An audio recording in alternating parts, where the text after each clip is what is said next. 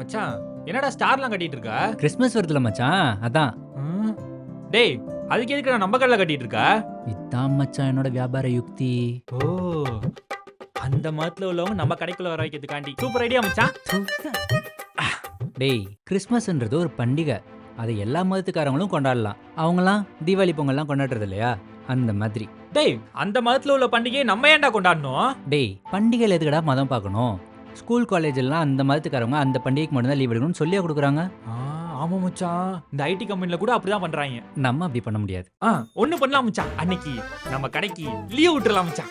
ஆ, கொடுக்கலாம். ஆனா என்ன, பண்டிகை நேரம், அந்த நேரத்துல தான் நம்ம கடையில் வியாபாரம் நல்லா நடக்கும். அந்த வியாபாரத்தை கெடுக்க வேணாமேன்னு பாக்குறேன். நீ என்ன சொல்ற? அதானே நம்ம கடைக்கு ஏன் லீவ் கொடுக்கணும்? ஏய் எவன்டா லீவ் கேட்டது? வந்தேன் வை கொன்னே ஆ, அப்படிவேன்.